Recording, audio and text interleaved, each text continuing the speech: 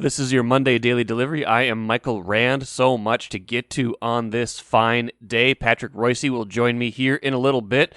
Talk through the weekend. Twins suddenly look like the Bomba Squad again. I'm sure Patrick and I will talk a lot about that. Timberwolves almost had a 5-game winning streak, but then they didn't. Minnesota United 0-3 on the season. If this team was maybe a little bit, just a tiny bit more into the public sphere, you'd be hearing a lot of fans clamoring for some major changes, and you already are hearing some of that already after a disappointing start to this season. But first, what did I miss? Well, here's the biggest thing I want to get to before Patrick and I kind of run down the weekend. Vikings draft wrapped up. We had, the big round was Thursday night. We talked about that on Friday's show with Andrew Kramer, but they had a lot of picks day 2 and day 3, including 66 overall, almost in the second round. They didn't move up into the second round, but they had that number 66 overall pick they got from the Jets as part of trading down in the first round.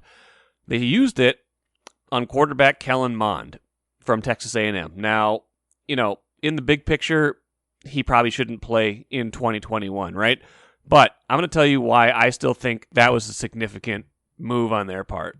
Now, there's the obvious reason. They just hadn't done that before, right? They hadn't, under Rick Spielman, they hadn't used like one of those middle round picks on a quarterback, a developmental guy.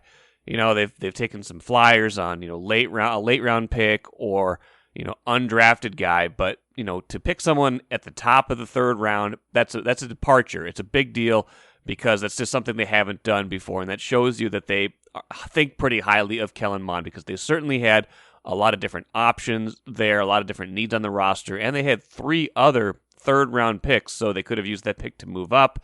They could have used it on something else and hoped that Mond had been there later. They liked him enough that they just said, we got to go and get him. We need a backup quarterback at the very least. We're going to go and get Kellen Mond with the number 66 overall pick. So that's, of course, logistically the significance of this. But bigger picture, there's more significance to it because basically the Vikings haven't had a quarterback in a while, especially at least since Kirk Cousins has been here, where a backup quarterback who you were excited about, who you thought, boy, if something goes wrong with the starter, if he's not playing well, I want to see what this guy can do. Kirk Cousins' first year, Trevor Siemian was the backup. Nobody was clamoring for Trevor Siemian to get into the game if Kirk Cousins was struggling. You might have said, hey, bench Kirk Cousins, but at a certain point you're like, well, what are they going to do? Who are they going to bench him for? Trevor Siemian? The last couple of years it's been Sean Mannion. No offense to Trevor Siemian and Sean Mannion, both perfectly good NFL backup quarterbacks who, perform their role as needed. Siemian started some games in his career. Mannion's, been pressed into action too. Both of them are, among the top 100 quarterbacks in the world, I would imagine. But nobody was clamoring for them to get in the game. So remember last year, Kirk Cousins says, if I keep playing like this, essentially I'm going to get benched. That's not the exact quote. Here, I actually have the exact quote. I want to play a little audio clip from last year when he was talking about after he played really poorly against the Falcons and things were going really bad for them early in the year. He said he was going to get benched if he didn't play better. You know what? You just have to play well, in this business. And the reality is if the pace, that I'm on in terms of the interceptions, if that were to continue, I won't finish the season. I won't, you know what I mean? So there's a little bit of, you got to improve, whether it's, them telling me, hey, we got to improve, or them pulling me. You got to get better, and that'll be what the rest of this season will be about. And I think Kirk Cousins was being honest in that assessment of his play, but I also think he was being a little bit disingenuous because, again, who was going to come in ahead of him? Was Sean Mannion really going to come into a game? Was that a better solution? Now, I don't think Kellen Mond is necessarily going to be a better solution than Kirk Cousins in an individual game this season, but that is not going to stop people's imaginations from running wild. That's not going to stop coaches from thinking, wow, okay, Kirk Cousins is having a bad game. Is there something this guy could do differently than Kirk Cousins? Could we inject some life into things here? Are we thinking that far into the future where Kirk Cousins only has 1 year on his contract after this one? And, are we thinking that far into the future as our quarterback of the future here? I don't know. I don't know exactly how highly they think of Kellen Mond. I know he played a lot in the SEC. That's a lot of games in the SEC for someone who, who put up some pretty good numbers, whose completion percentage got better and better, who went 9-1 as a senior, who, had some big games against big-time competition, including a big win against Florida in 2020. I mean, Texas A&M was a really good team last year. I'm not trying to talk myself into Kellen Mond necessarily. What I'm trying to talk myself into and talk you into is the idea that when Kirk Cousins struggles, and there will be games where he struggles, there suddenly is an option where you look and say, okay, I'm curious what his backup quarterback could do differently in this situation. And I'm not even saying he's necessarily going to get benched in that scenario. I'm just saying it will feel different the next time he struggles, the very first time he struggles in 2021. He's going to be looking over his shoulder a little bit. Other people are going to be looking over his shoulder a little bit for the first time in his career. And the person he's going to be looking at is a rookie that they've invested much different than they have in the past. I'm Nyla Jean Myers, Senior Assistant Sports Editor at the Star Tribune. Thank you for listening to Strip Sports Daily Delivery. This work is made possible by our Star Tribune subscribers. For unlimited access to the articles mentioned in this podcast and our coverage of Minnesota sports from pros to preps, go to startribune.com/subscribe. It's Monday on Daily Delivery. Patrick Reusse here with me, as he often is. Got a lot going on this past weekend. Saturday, everything happened, Patrick. Sunday, nothing happened. It was one of those kind of feast or famine weekends, right? But yes, that's true. If you were watching Saturday night, I think you'd already seen the Twins lose during the daytime, if I'm not mistaken, and then. So you had the Wild and Wolves playing at the same time. You had the Loons going. You had the NFL draft finishing up. But the Wild and Wolves, let's start there, because Wolves had a 4-game winning streak going, and they're up late against who they play in the Pelicans, right? Up late against the Pelicans. Wild, on the other hand, is seemingly about to lose again to St. Louis, and you're kind of getting worried about a little slide maybe coming here. Then order is restored in quick order, is it not?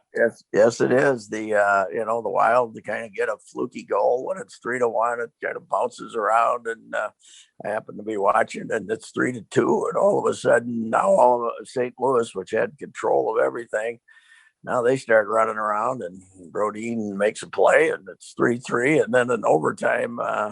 It is astounding that the same thing that happened to start this 3-game series, the home team being in nice control at 3-1, and ended up they gave up 3 goals in third period, and they end up getting beaten overtime. And then these guys turn around, and the Wild turn around, does the same thing, and everything's right with the world again. And you still have a chance to get home ice. You're 2 points behind Colorado. And Colorado has 1 game in hand, but Vegas has been the red hot team, and they also are the team that you'd play well against this year. The Wild have really handled them well, but right. You're thinking, well, they played 3 home games, they didn't do that well. They still have 4 more games in this homestand, right? They still are. Yeah. It's a 7-game homestand, so they can still get to second place. And what the heck, if they beat Vegas a couple of times, they could. Who knows, But that was a nice, resilient victory for them for sure. And I don't think there was playing as well defensively as they were. For most of the season. There's a lot of people bashing Dumba again. A lot of people like to do that, and apparently. I talked to a couple of my guys, and the last month he hasn't been too good, I guess. He has kind of reverted to some of his old habits. But anyway, they're good. And meanwhile, the other guys, you try to get – I was over there. I saw them in the Steph game. I saw them beat Steph on Thursday night, the Wolves. Yeah. And Edwards was, you go in the fourth quarter, somehow you're 2 down, even though you've out-rebounded them by 20. Right. And then he gets 15 points in 5 minutes. It was fabulous. And they end up winning that game, and it's 4 in a row, and everybody's happy. And now they're going to beat the Pelicans. They're 10 up with what? 4 minutes left, yeah. 4 minutes to go. But they get some bad trips. They don't score. They get some fouls on what Zion ended up fouling out Cat. He fouled out at least two guys, right? Three guys. Yeah, I think three Wolves fouled out. I think McDaniels, Cat, and Naz Reid, maybe. I think all three of those guys. Naz Reid, that's right. He fouled out at the end too. All trying to guard Zion, and it's a one-man operation basically. They got Ingram's a decent player too, but you got them beat, and it's just these guys they can't accept success, right? Right. It's but Edwards is going to be the rookie of the year, just like Kaprizov, right? I mean, LaMelo's played 42 games and he's played 64. So it's got to be Edwards, right? The betting market's still like LaMelo right now, which is interesting. I don't know. Well, you got to play, for God's sake. Yeah. He missed 2/3 of this. He missed a third of the season, and if Edwards doesn't win it, he's getting robbed, and Cat I thought has been really engaged since the last month, much more so than he has in a long time. And you hope that just losing one game like this doesn't kind of go back to we're not going to guard anybody. But I think this game proved that they're going to be bad when D'Angelo goes over. What was it? 0 for 9 on threes. One for 12 from three in that 12. game. Okay, yeah, that's not great. He missed 9 in a row. Yeah. So I don't know. But it was back to normal on Saturday night because we all love the Wild again, and we all can cuss the Wolves. So it's back to normal, I guess. Well, when are the Wolves going to let more people in? What's the deal? Is that the NBA that only lets so many people in, or what? Yeah, I think the protocols of the NBA. I think I had Ethan Casson on a few weeks ago, and they were getting ready to have fans back in, and I think they could have more if they opened up the upper part. I'm sure, but I think they don't want to do that. No. Yeah, and I think there's an NBA rule about how close fans can be to courtside right now. So I think the number they're at is the number they're comfortable with right now. But but he said at that point that they were, they're planning for next season is to hopefully be able to start the year at full capacity. So we'll see. We'll see. Well, this little push here at the end would help them market this thing a little in the off season because this market is so crowded right now. Oh yeah, and there's with companies coming back, with no people downtown, with the revenues, a lot of them down, and you just wonder how they're going to sell any tickets. They got to. People who are saying, they should be tanking, just even if it only improves their percentages a little bit, are nuts. You got to show something to the public that they don't forget about us. We're going to be better. And A-Rod and this other guy are going to own the team. And it's going to be a whole new operation and a whole new vibe. But let's go here. You got to show them something. So, yeah, I agree with that. I'm not a big tanking fan. I think they've lost enough organically over the years. Right. They don't have to tank. Saturday, they weren't tanking. That was just no. That was just Wolves basketball. They were run over by a tank named Zion. Yeah, that was Dave Ben's basketball right there. That was poor Dave. He's all optimistic, and now he's got to glom out of the arena again with his head down. So. Anyway. Nothing quite like the enthusiasm in his voice when they've cut a lead to single digits, a deficit to single digits. That's true. I'll tell you, the guy who can get you excited is Callum, man. Callum, with the Loons, I feel, Callum makes me nervous. He always needs to get a breath, Yeah. And you listen to him, Callum. Yeah, and then they won't even score a goal for poor Callum. I don't know what's going on over there either. They got one goal in 3 games. They lose to an expansion team. Come on, let's go here. Yeah, 0-3. It's the follow up year to the, I've even talked to some of their players on a live show we did and on the podcast, and it's the question is, how do you guard against that kind of letdown year after you did, they made it to the Final Four of the MLS last year, where within minutes of getting to the final, and the tendency for for teams, I think, is to think we were that close. All we got to do is just do a little bit different, and we'll be back there. And it's not happening right now. They're 0-3, and people are upset. Changed about 5 guys again, though, don't they? They keep changing guys.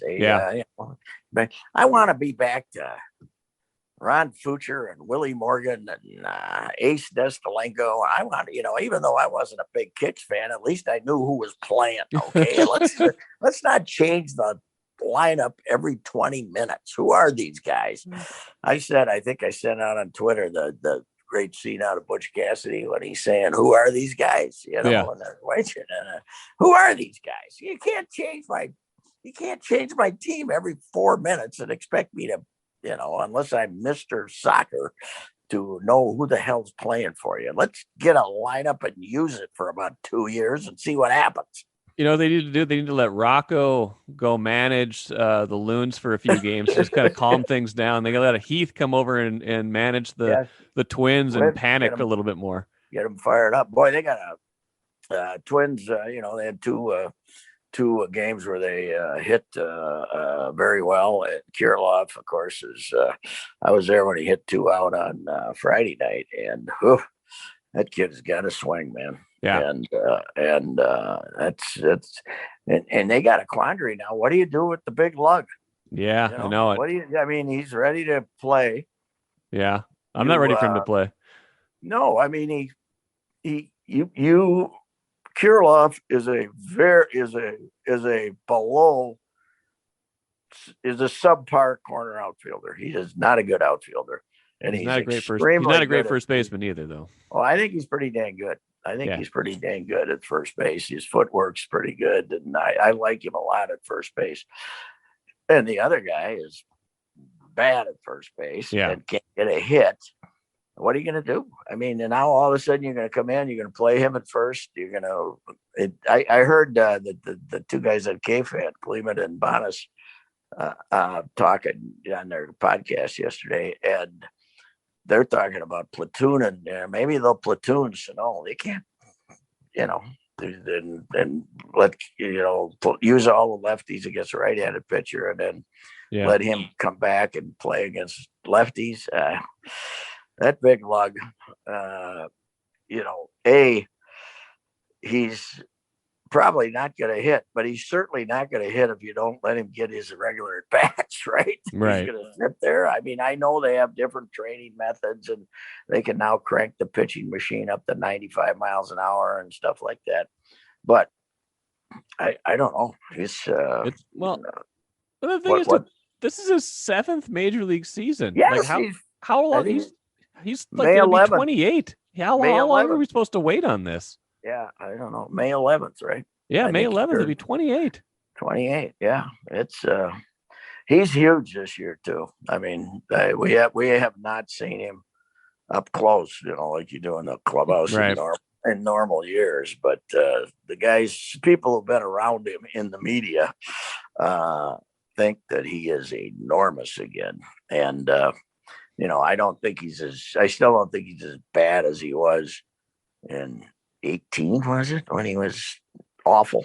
When he was obviously over 300, but he's pushing 300 again. And it's just, and I don't know. Can a guy hit in that kind of condition?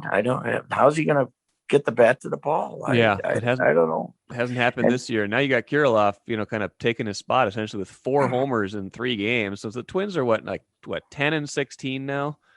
Yeah. So, after the 7-15 start, I was kind of wondering, what's the path back? And the problem is, even if you think you're better than a 7-15 team, when you spot that kind of, record after 22 games, you got to play like almost at 100-win pace just to be on a 90-win pace for the season after that. Like, is this team?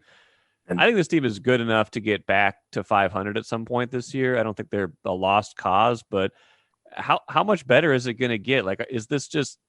I'm still trying to figure out how much of this was just everything went wrong for 22 games versus this is a team with enough flaws that they're going to be more like 80 to 83 wins this year. I don't know. They haven't played the prime people of the division of the. I mean, the schedule hasn't been that difficult. No, either. That's true. I don't know. They who's really a good player though, Donaldson. Yeah, he is. If he's healthy, and so right now he's healthy, he's a really good player. Simmons is great shortstop. Is he funny? I mean, he is crazy. He is just goofy. One of my favorite quotes of the year was when they were trying to figure out what to do about Kirilloff, and he said we should tickle him. Maybe we should tickle him. He's a screwball, man. He is a screwball. He believes in every theory about he's a cute theory guy, but I think it's in a harmless, goofy way, but he won't take a vaccination. He won't do any of this stuff, but he is a screwball and a hell of a shortstop. And but I don't know. They're just, I think right now your main concern, if Buxton keeps playing like this, your main concern is the pitching right now. I mean, Maeda being this, if Maeda is not going to get back, he doesn't have to be as good as last year, but he has to be somewhat close to that. And if he's going to go from excellent to bad, they have no chance. They have no chance, because Barrios is, another great Barrios game yesterday. He rolls through 2-3 innings and then has a clunker of an inning, and then he can turn. His problem is he turns 1 run into 3 runs all the time, and so you need better out of him. But then Pineda's their best starter. Yeah, and the Willie Shoemaker, God Almighty. Terrible. Matt Shoemaker, yeah. I called him Willie. I know. Funny. I'm trying to demean him. I don't know why. I don't know why he was ever signed. The guy's. He's about to get hurt here. That's what he does. He's about to get tendonitis, you think? Yeah. Oh, well, no. I mean, that's his history. He doesn't. Oh, okay. He doesn't make any starts. He ends up 7 starts and then he's DL'd again. And I don't know. That was a bad signing. And I suppose we'll see the Dauber in the rotation here shortly. But the pitching is just, Hap's been better than they have a right to expect from him too, and so you can. Yeah. The pitching is just not good. They got to get some young arms in there, and this is. Last year obviously not being played was this from seeing if Balazovic or some of these guys are ready to pitch, but I guess we'll see. Saints start Tuesday though. That'll be fun. The team that follow, they start in Omaha, but. It's weird because they're going to maintain that taxi squad, right? I think so. I think there's just because. So it's like there's like instead of your next 5 guys who are going to get called up being over in St. Paul, they're going to be traveling around. But it'll be interesting though. I got to think the taxi squad will be more like emergency fill-in guys, not guys that you want getting, you want your prospects to get at bats, right? Right, exactly. I mean, you're not, you want a guy like Rooker or somebody. You want him getting 25 at bats. So it's going to be a weird deal to figure out. Here's I would still try to send out Sano on a 10-day rehab, but I don't know if you could. I don't know if you can get him to. What would become of him if he tried to do that? Plus, St. Paul isn't at home; they're at Omaha to start the season. So, so do you really have the guts to send him to Omaha? But that's the big drama with this team right now this week. What becomes of Sano? Yeah, I 100% agree with that. And can they take advantage of the rest of this homestand? You got 4 against Texas, then you get to go play at Detroit. If you're going to kind of if you're going to get even. Relatively quick. By the way, Kyle Gibson, I see, is supposed to pitch Tuesday. Chance to extend his Target Field. He has the record for most wins at Target Field. Oh, really? And he was horrible opening day, and he's been good since then. He's been pitching real good. But Detroit, Mike, I looked it up. 200 team batting average. I think there are 6 teams below 220. It's amazing. Nobody's hitting. I mean, there's no hitting. I don't know what they're gonna do, but you got to get hitting back into the game of baseball, and hitting. You got to. I don't know. I think the mound going back a foot is the easiest fix, and we'll see. But that works. But I think that could lead to just more sliders in the dirt and less strikeouts. So I don't know what they're going to do. But look at the batting averages; it's incredible. I think the Twins are hitting 238, and they're like 10th or something. Yeah, I know it. It's incredible. Yeah, what's happening to hitting in baseball. Well, some of it's the approach, some of it's the pitchers being so dominant and them knowing so much more about what makes pitching good with spin rate and things like that. And it's just it's all combining. It's much easier to improve pitchers than it is the technology improves pitchers more than it improves hitters.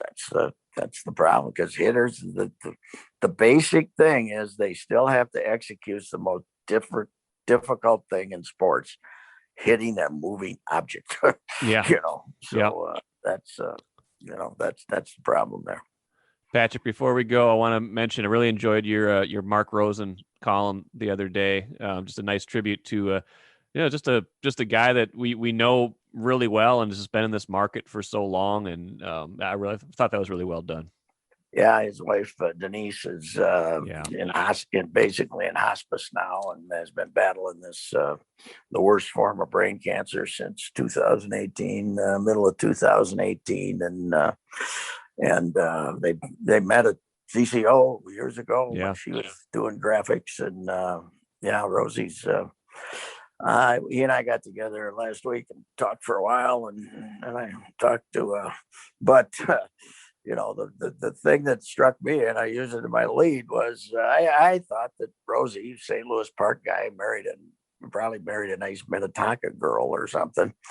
That to find out that she grew up in Gary, Indiana, with a dad who was a really a real character, played a gambling card player. Yeah, good guy, but and then her brother Dennis told me about him having a picture of playing cards with Sam Giancana and Abe Gibran, and I said, this is different than what we expected, and